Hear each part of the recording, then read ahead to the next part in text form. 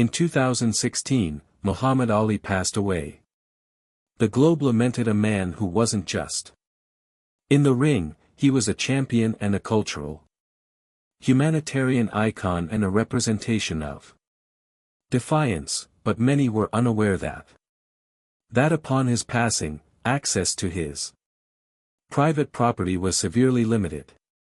Many years later, when his private safe was eventually opened it to reveal what was inside, transformed our understanding of him forever. Concealed journals, unseen video, and sealed, never mailed letters and medical records. Every object revealed a tale Ali had preserved. These were more than just artifacts from the world of a career in boxing, they were windows into his spirit as the family of an investigator. Members and historians started looking through one thing via the artifacts became evident that Ali's best battle might not have in the ring, but during the quiet, he abandoned, and for the first time now, the truth is starting to come to light. Born on January 17, cases Mark Ellis Clay Jr. Muhammad Ali in Louisville, Kentucky, 1942. Was brought up in an environment that didn't anticipate outstanding performance from young black guys, but at a young age, he was resolved to ominous anticipations his introduction to. At the age of 12, boxing emerged, not in a fitness center, but in a police station following his. Clay, incensed, said that his bicycle had been taken. He wanted to whoop the thief as an officer. That cop was also the owner of a local boxing gym. Ali won the rest of history. 2 Kentucky Golden Gloves championships, Olympic gold and national titles. Medal when he was 18, but it was his disobedience in addition to his talent set. After winning gold in Rome, he tore him up. He returned home in 1960 to a separated America that showed little concern for his victory. Legend has it that he tossed his award into the Ohio River during their refused to serve a whites-only eatery. He stunned the world in 1964. Overcoming Sonny Liston to advance to days later, the heavyweight champion. He declared that he had converted to Islam and took Muhammad Ali Many's name in. His new name was not used by the media. He was accused of treachery by others, but Ali refused to back down, saying, Cassius Clay is. I didn't pick my slave name, and I dislike it. This was only the commencement of a lifetime of disobedience in. Ali declined to be drafted in 1967. Vietnam War, referencing religious convictions and moral opposition. I don't have any arguments. Viet Cong said that one with them. Sentence cost him everything, including his title, his fighting license, and almost his freedom, deprived of his means of subsistence, and Ali's imprisonment made him a worldwide emblem of opposition for 3 He was compelled to live in exile for 6 months from boxing, but his words had greater impact. More powerful than any blow when he went back to the. He wasn't the same fighter in the ring, but he was more well known for his trilogy with Joe Frazier, The Jungle Rumble with Thriller, and George Foreman in. There were more than simply battles in Manila. Worldwide occurrences, yet each triumphed the total damage, as well as behind the flash, and Ali's physique started to degrade. What we discovered years later in quiet. Finally, inside his private mansion. Demonstrate the true extent of the toll and how much he had concealed after. The estate of Muhammad Ali after his death in 2016. An 88-acre property in Berrien Springs, Michigan. Sanctuary nestled amid a peaceful. The area was promptly cordoned off. Entry was restricted to those with higher security. A brief list of names based on family insiders that Ali had abandoned. Stringent guidelines for privacy regarding what ought to happen to his personal property.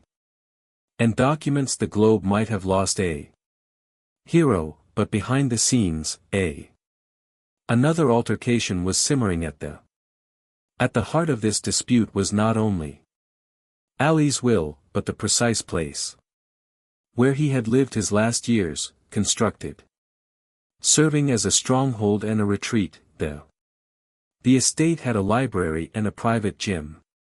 Includes several safes and unique bookcases. And a meditation space where nobody is. The property itself was known to the public. Was peaceful, encircled by fences and trees. However, the tales concealed therein were anything else than Ali's relatives in particular. His kids couldn't agree on what should be finished with the contents. Some individuals desired to establish a museum, others were worried about what might be discovered a legal dispute between his oldest child and his widow, Lonnie. Children prevented a thorough examination of the estate. Stood on the land for years, unaltered like a time capsule that has been sealed by legacy and anxiety. Not till 2021, 5 years following his passing, that access was approved at last for a formal inventory. A group of legal experts and archivists representatives were brought in to list every item they discovered. Startled everyone behind closed doors and stacks of leather-bound fake panels. Notebook with film reel boxes labeled with dates and names that were inconsistent. Audio tapes on his public schedule. Captured during the 1980s and 1990s, even though only his name was used to label the boxes. Penmanship that is exclusive to me and never opens.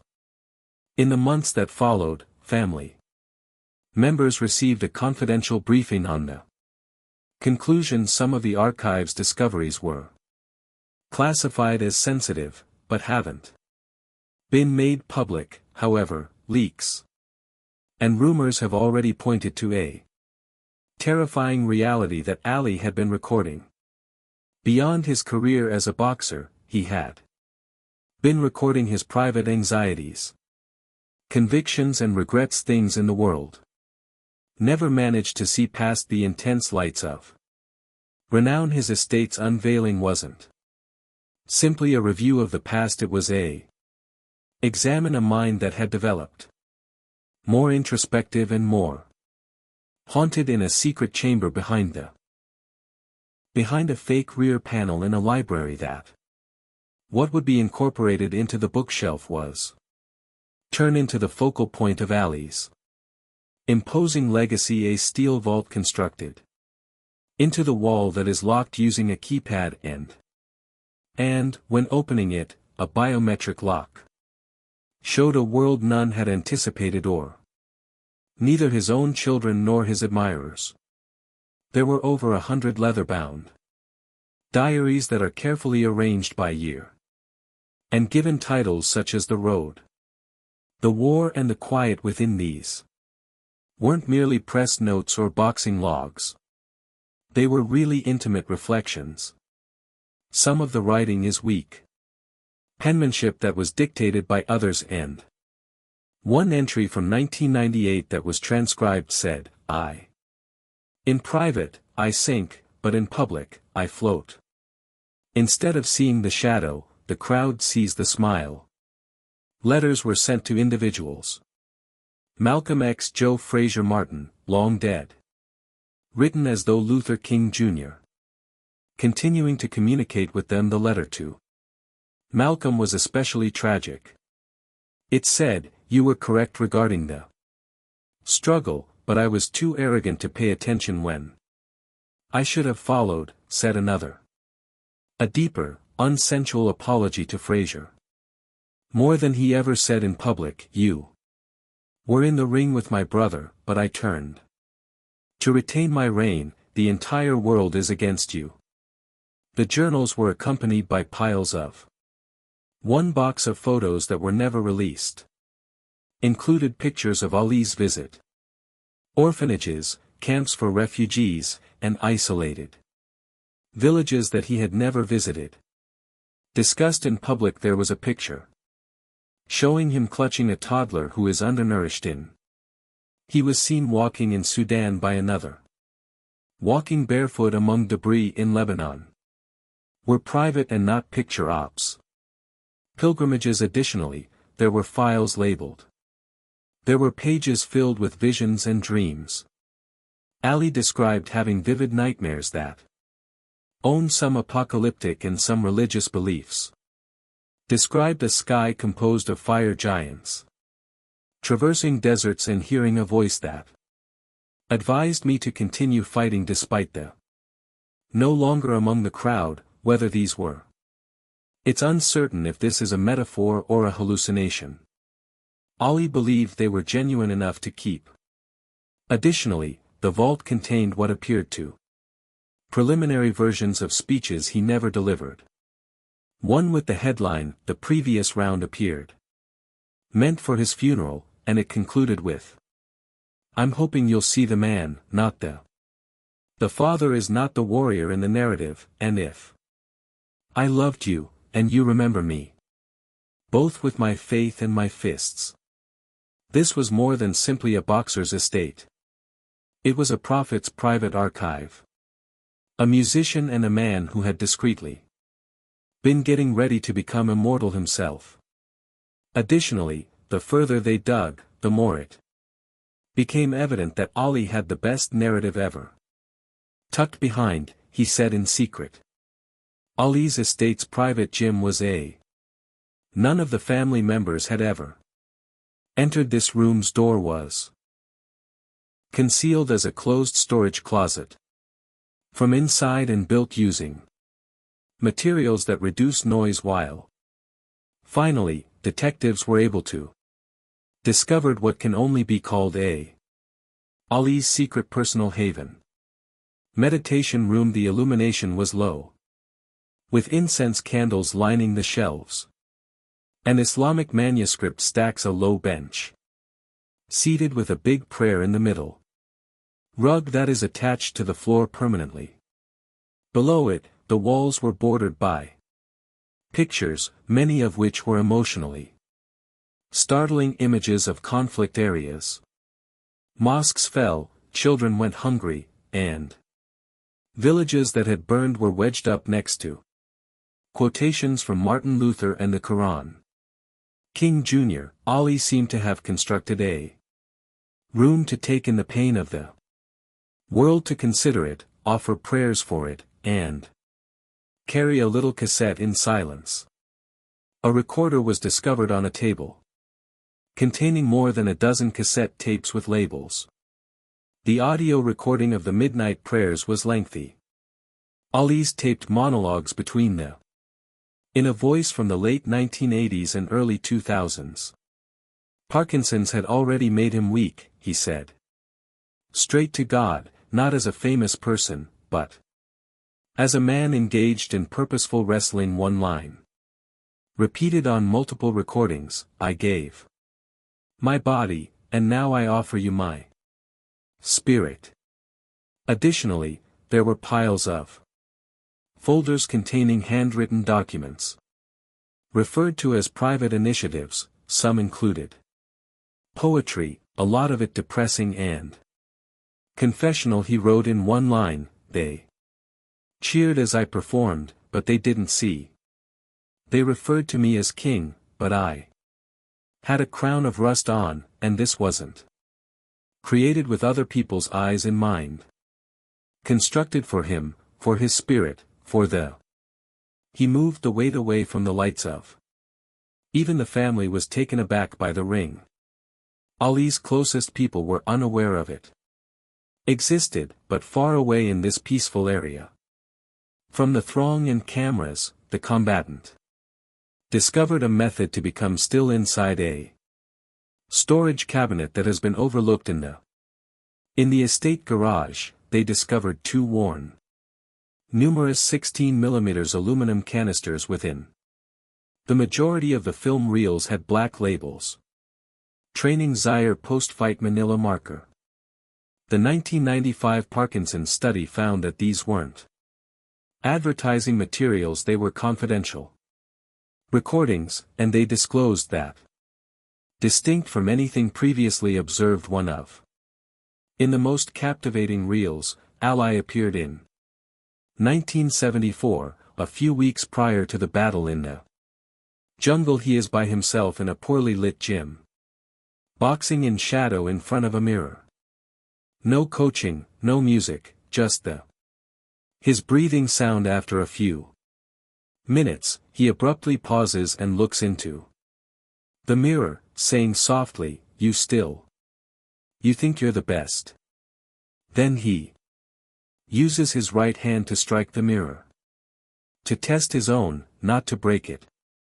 Belief. Additional footage came from his last training years in a dated reel. In 2002, Ali shakes and slowly wraps his hands and approaches a little ring constructed on his land with the assistance of an assistant. He does basic footwork, drills whispering terms beneath his. In spite of his illness, his form is. It seems as though there is grace and rhythm. He was still remembered by the ring.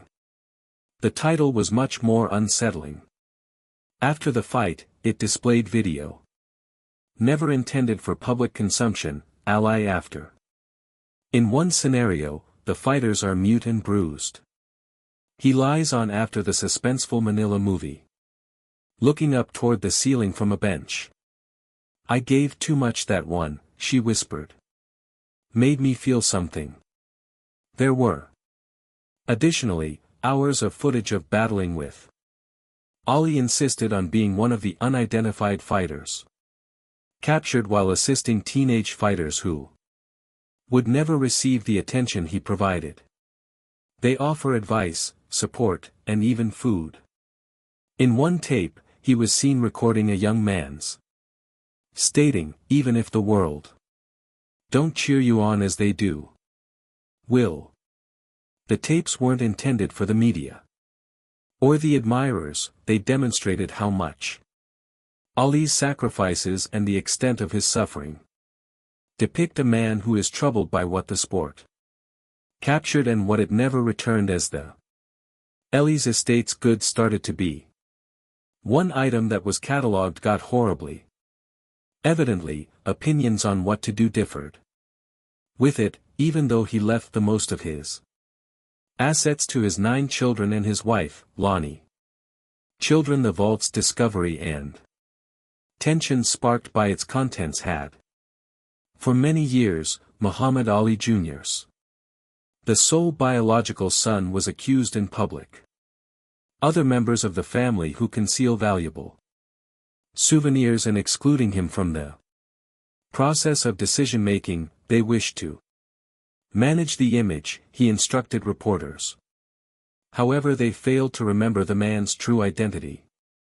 He asserted that no one had consulted him on the opening of the vault and that the private writings of the father were being denied. Ila Ali, possibly the most Ali's well-known offspring, had a distinct.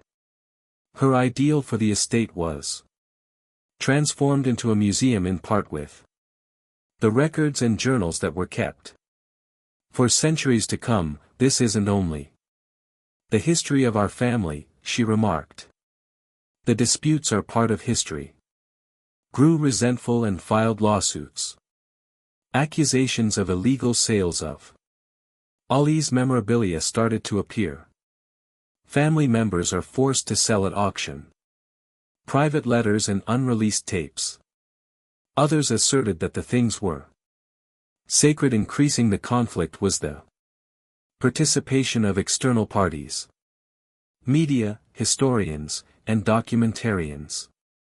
Every business wanted the sole right to.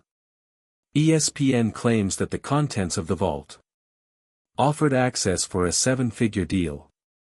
Others provided contracts for licensing, international displays, and all of a sudden, Ali's reputation turned into a commodity after his family currently needed to safeguard or benefit from.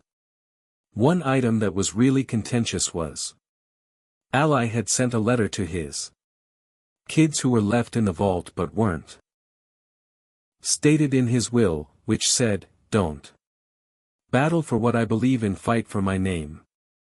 Represented the phrase, "I gave my life for peace. Don't let my memory lead to conflict." However, in spite of this appeal and the dispute over his property goes on behind closed doors, and it brings up a query that Ali may have questioned: if you were to lose the crown but still retain it. So, when did you actually win? The final will of Muhammad Ali was opened. It included every formality you'd anticipate: arrangements for wealth splits, for his kids' charity contributions to Islamic institutions and healthcare, provisions about his long-term care. However, many were not surprised by what was. But what wasn't in the will? A number of significant assets were listed: cash holdings, royalties, properties, and no reference to licensing rights was found. The meditation room or the hidden vault. No reference to the film reels, cassettes or journals. This omission caused confusion if Ali had changed his will to mirror his secret archive, or did he purposefully exclude it? Wishing to locate the contents but not possessed some personal property, were given special attention in his 1960. A duplicate of the original Olympic gold medal was misplaced or discarded, was to be sent to the Smithsonian. The foreman's gloves fight were given to a friend from childhood. And the decades-old stains on his prayer rug was to be buried with him in sorrow, but additionally, a letter contained contradictions discovered in the vault and written 2 years ago. Prior to his passing, listed a fully distinct strategy in it. He noted, "Some never sell anything, let the people buy it. See them and allow them to experience my emotions, but don't sell my soul at auction." Inconsistency has caused some people to think a second will was never filed, although bound by spirituality. Whether that was ever acknowledged by the law remains unidentified. The attorneys for the estate have kept quiet. A number of the artifacts, such as the journals, have been not made public due to sensitivity to emotions and pending choices. In the meantime, private collectors keep making millions of dollars for what might be regarded as the finest one day. Personal Sports History Archive. According to Muhammad Ali, "I am the greatest, not as a result of my actions, but also to the inspiration I continue to provide." Additionally, his will is still publicly available. The world's private puzzle and record is left wondering if Ali intended to depart behind an ownership legacy or a difficulty in overcoming it. Among the Muhammad's most unexpected findings, Ali's home was a little dilapidated box. There were letters within with the label "unsent," addressed to individuals in handwriting and type. Ali has encountered admirers and even engaged in public conflict with these. Weren't press releases or pre-written quotations. His words were unadulterated and uncensored, and he never wanted everyone to witness one of the most influential letters were sent to the iconic broadcaster Howard Cosell. Their relationship on air had always been filled with light-hearted taunts and reciprocal respect, but this letter took it away. Ali complimented Cosell for never making jokes, denying the reality and acknowledging that their disagreements helped him stay grounded while he became blinded by his celebrity. Letter to President George W. Bush's 2004 speech was a passionate appeal, Opposing the war in Iraq, I fought alongside my. He wrote fists, but I never engaged in combat. I can't since that didn't knock on my door. Keep quiet when kids are dying for politics, but possibly the most eerie was a letter that Ollie wrote to Don King. Comments, you taught me about money and madness. I got rich, but I also got impoverished. I never realized that I could forgive you, but I never forgot. A line at the conclusion of the letter. Highlighted 3 times, hopefully, you made. These letters will bring you inner tranquility. Weren't featured on any show, although they were. Of a guy's estimation, a man attempting to. Even if the world never makes apologies. He spoke it out loud, buried deep in the estate's lockable filing cabinet. Investigators from the office wing discovered something surprising: dozens of handwritten doctor's notes, health logs, and private medical correspondence that covered more than 30 years.